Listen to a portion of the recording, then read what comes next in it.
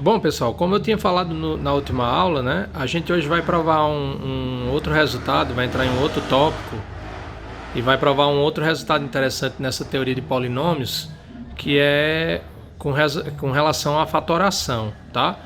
Porque uma coisa que a gente pode observar a partir até da definição de multiplicação que a gente deu, né, da operação de multiplicação que a gente deu para o domínio k de x, é que quando a gente pega dois polinômios em k de x e multiplica esses camaradas, né, eles formam um polinômio de grau cuja soma é o grau desses dois polinômios participantes do produto. Então, olhando essa igualdade, por outro lado, a gente pode ver que esse polinômio de grau maior, ele se escreve como um produto de dois polinômios, né? Então, essa situação ela possibilita a seguinte pergunta: esses polinômios, por sua vez, será que a gente consegue escrever eles como um produto de polinômios de grau menor? Ou será que essa é a única maneira de escrever esse polinômio como produto de 2? Claro, a gente multiplicando 3 vai dar um outro, enfim. Então, ou seja, a gente está perguntando aí nesse momento sobre a questão da fatoração. Então, quer dizer, se eu pego um polinômio, então a gente pode pensar agora da seguinte maneira, no sentido contrário. Se eu pego um polinômio em k de x, será que sempre é possível escrever esse polinômio como produto de polinômios em k de x? Né? E a resposta é afirmativa, e na verdade esses polinômios que a gente pode escrever o produto deles dando igual ao nosso polinômio estipulado inicialmente, tem uma característica interessante: eles são todos irredutíveis, tá? Então a gente vai considerar um corpo K, excetuando o elemento neutro, né, para a gente pegar polinômios que estão em K de x não nulos, esses camaradas, tá? E aí a gente vai usar essa expressão aqui, f de x, para um dado polinômio qualquer em k de x, a gente vai escrever, ou melhor, quando a gente pega esses m polinômios, multiplica esses camaradas e multiplica por um certo elemento u de k, a gente vai ter que isso aqui é igual a um certo f de x. Então a gente vai usar essa expressão aqui, tá? De tal modo que a gente pode incluir nessa possibilidade na possibilidade de resultados que ela pode assumir polinômios constantes, certo? No caso em que o m for zero, tá? Então daí a gente tem o seguinte teorema: seja k um corpo, então todo polinômio f de x pertencente a k de x menos o polinômio nulo, tá? Então todo polinômio não nulo, ou seja, ele pode ser escrito na forma f de x é u p1 de x vezes até pm de x, onde o u é um elemento não nulo de k e os P1 a P2 até Pm são polinômios irredutíveis sobre K. Não necessariamente distintos, tá? Porque a gente viu exemplos lá mais atrás de um polinômio irredutível Aliás, o que ele está querendo dizer aqui é que pode ter repetições nesses polinômios. Eles não são todos necessariamente distintos, tá? Por exemplo, o polinômio dado por x à quarta mais 2x² mais 1, esse polinômio, se a gente for fatorar, a gente vê que ele é justamente o quadrado da soma x² mais 1, ou seja, ele é x² mais 1 ao quadrado, tá? x² mais 1 em z de x, considere isso aí em z de x, certo? Então esse polinômio, ele x² mais 1 ele é redutível sobre z, tá? E a gente vê que na fatoração, se a gente for escrever na fatoração como está dado aqui, né, como um produto de polinômios irredutíveis, aí seria x² mais 1 vezes x² mais 1. Então, os dois polinômios irredutíveis com que a gente pode escrever o produto dando o nosso polinômio inicial são iguais, tá? Então é nesse sentido que ele fala que não são necessariamente distintos, podem ter repetições. Mais ainda, essa expressão ela é única a menos da constante e da ordem dos polinômios, certo? Ou seja, a única coisa que pode acontecer aqui é que esses polinômios eles podem estar numa posição diferente e essa constante, tá? Ela pode ser 1 ou pode ser um outro valor, tá bom? Bom, a demonstração, pessoal, ela segue uma linha de raciocínio um pouco parecida com a demonstração do teorema fundamental da álgebra, né? Que a gente prova lá quando a gente estuda números primos, né? Que todo número inteiro ele pode ser escrito de forma única como produto de números primos, onde esses camaradas podem ter repetições nas parcelas, e a menos da ordem essa forma de escrever é única, tá? Então a ideia aqui é que a gente vai provar isso, a gente vai provar esse resultado usando indução sobre o grau do polinômio f, tá? Porque, claro, se a gente for pegando exemplos, a gente vai vendo que essa quantidade de polinômios, né? Quando o grau do polinômio nosso dado vai aumentando, essa quantidade ela pode também ir aumentando. Então tem uma relação com o grau do polinômio, tá? Então vamos lá. Primeiro a gente vai observar que para o caso que o n for zero, a gente tem que o f de x é constante, uma constante não nula, né? Porque a gente está tomando sempre esse u aqui pertencente a k menos o zero. E aí, com isso, o resultado está provado, né? Porque nesse caso, a gente pode escrever daquela maneira, não tem nenhum polinômio, mas aí a gente, em particular, pode escrever daquela forma lá, tá? Como até foi falado no parágrafo anterior ao teorema, né? É justamente o caso mais simples, quando a gente não tem nenhum polinômio, e o nosso polinômio dado ele é constante, tá bom? Então, com isso, a gente pode supor que o grau do nosso polinômio ele é maior ou igual que 1, tá? Aí, a nossa hipótese de indução, né, é supor que todo polinômio não nulo que tem grau menor do que n, ele pode ser escrito na forma desejada, lá dada no teorema, certo? Ou seja, a gente está usando a segunda variação do princípio de indução, tá? Como a gente fez lá no caso do algoritmo da divisão também. E aí a gente vai demonstrar que, se isso acontecer, né, o polinômio f, que por sua vez tem grau n, ele também pode ser escrito como naquela expressão, tá? Então, vamos supor por absurdo, aí a demonstração vai ser usando indução e por absurdo, tá? Então, a gente vai supor por absurdo que f de x não possa ser escrito como produto de irredutíveis, tá? Então, nesse caso, a gente tem que o f de x ele é um polinômio redutível sobre k. Então, isso quer dizer o quê? Que existem dois polinômios g de x e h de x, onde o grau de g de x é maior ou igual que 1, menor que n, o de h também é maior ou igual que 1, menor do que n, tá? Tal que, lembrando, se ele é não redutível, se ele é redutível, melhor dizendo, quando eu escrevo f dessa forma, nenhum desses dois polinômios são constantes, né? Que é justamente dizer que ele é redutível é isso. Então, quer dizer que o grau do g é pelo menos 1 e menor do que n, e do h também, tá? Então, observe. Para esses polinômios que têm grau menor do que n, a gente tem, por sua vez, pela hipótese de indução, que existe uma certa quantidade aqui de polinômios. Essa quantidade, obviamente, aqui é menor do que n, né? Então, ele chama aqui de P1 até um certo PR, e existe um A em K menos 0, tal que o G se escreve assim, tá? Com esses camaradas aqui irredutíveis sobre K, e analogamente, o H de X, ele por sua vez se escrever como um certo B, que está em K menos 0, vezes uma quantidade aí de polinômios também, né? Que ele chama aqui de PR mais 1, PM, pessoal, já para ficar na forma lá como está escrito no resultado. Mas o que importa é só lembrar que tem uma quantidade de polinômios irredutíveis que esse camarada pode ser escrito como produto deles e esse também. E depois no final a gente pega o nosso F justamente como sendo o produto desses camaradas, como a gente vai ver, tá? Então essa questão do índice aqui é só conveniência. E aí ele pode ser escrito assim, onde esse PR mais 1 até PM também são irredutíveis sobre K. Então dessa forma, o F de X, ele vai se escrever dessa maneira, né? Então o F de X, aí olha só, como o G pode ser escrito assim e o H pode ser escrito assim, quando eu substituo na expressão lá do F, vai ficar justamente A vezes B, que aqui ele está chamando desse U, certo?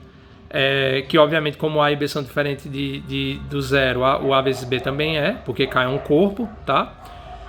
E aí vai ser isso vezes isso, e aí substituir isso aqui, vai ficar P1 uma vez até PR, e depois os que tem H, que vai ficar PR mais 1 até PM. Ele botou os índices só para ficar com a cara bonitinha, como a gente tem lá na escrita. Mas se você não quiser escrever assim, era só dizer que uma certa quantidade que o G se escreve assim, uma outra que o H se escreve assim. Depois, quando você for escrever esses camaradas como produto, é só renomear os índices, tá bom? Então, quando a gente supôs por absurdo que o F é redutível, a gente chegou que o F pode ser escrito como produto de irredutíveis, tá? Então, nesse caso, a gente não usou raciocínio de prova por absurdo para chegar numa contradição. Na verdade, a gente supôs que ele não podia ser escrito, tá?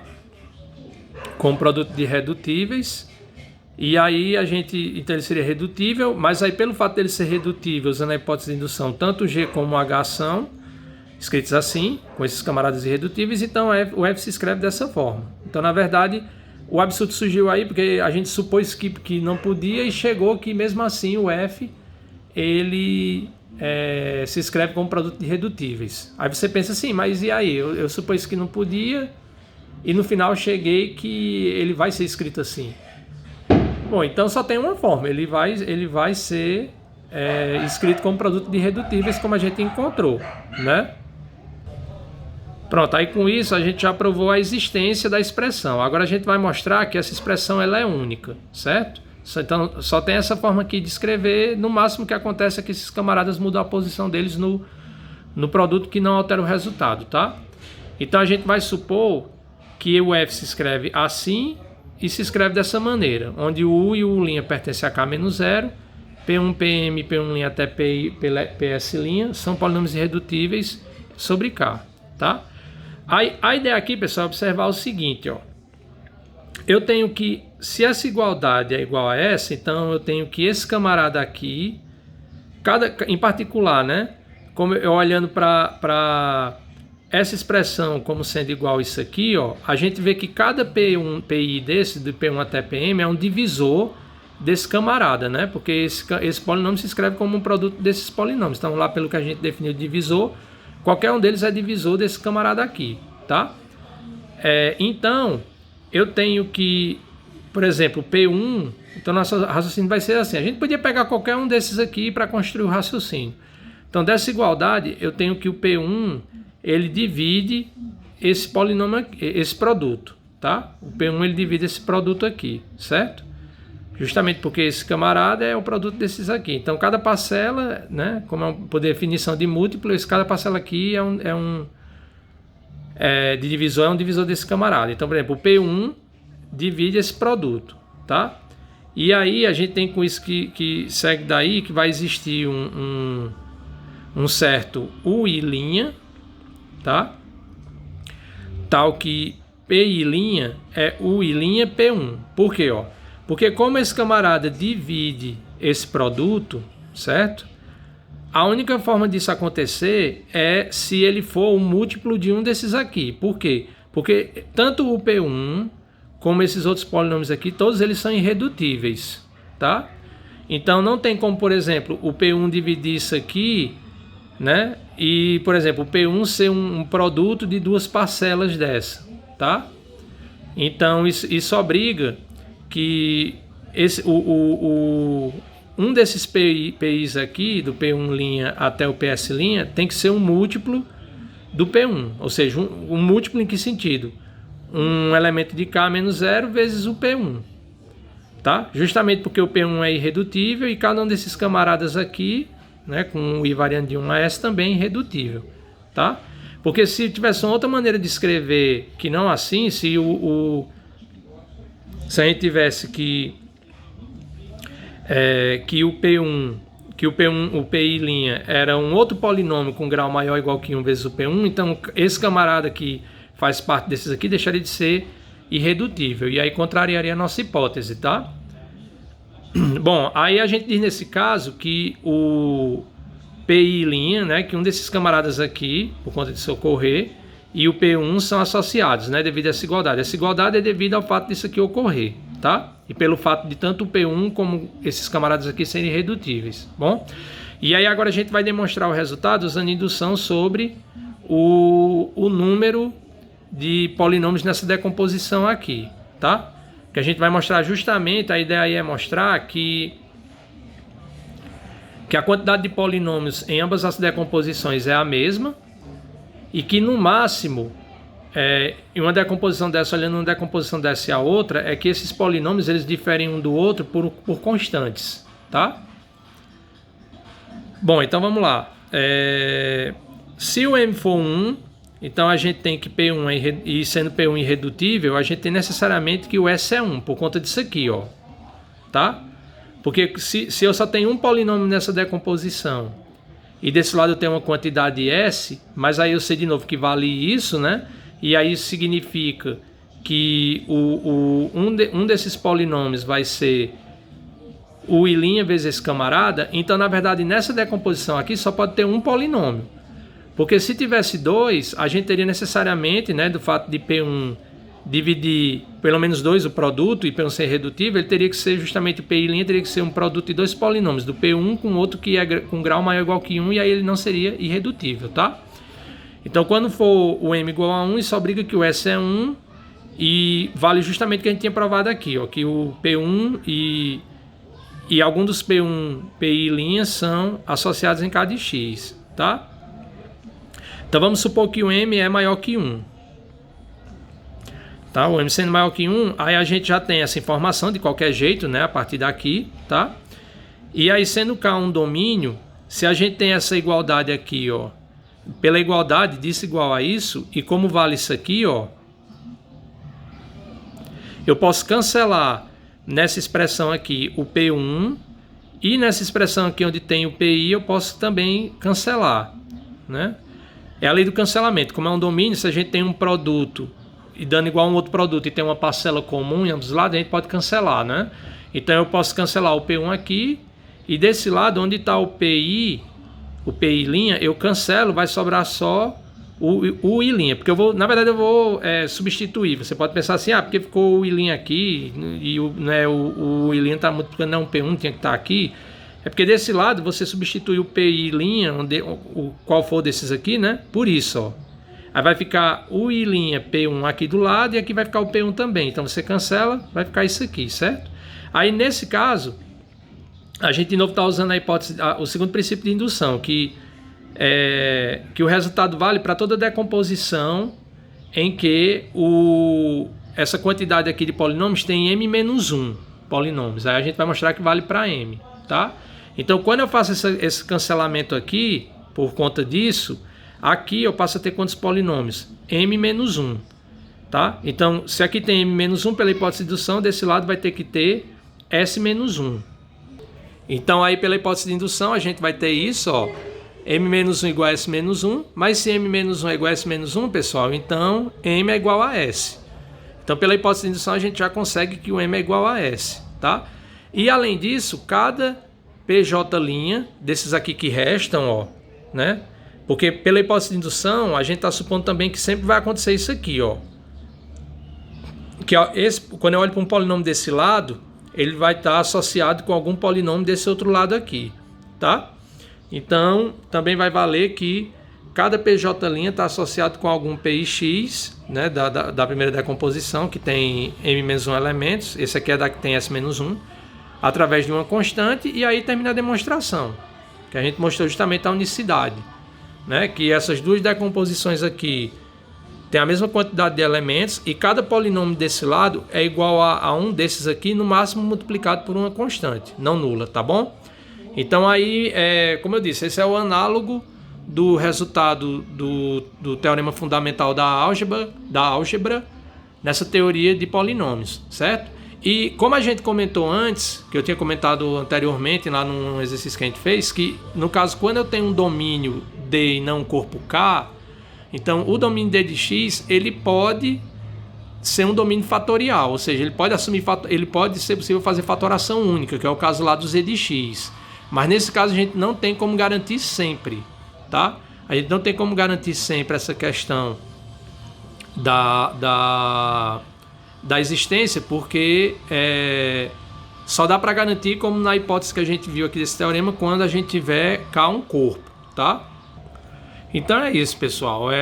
Quando for aí no próximo vídeo eu já vou falar do último tópico que ou eu vou falar do último tópico, eu vou tentar resolver o restante dos exercícios que uma colega de vocês me pediu, tá?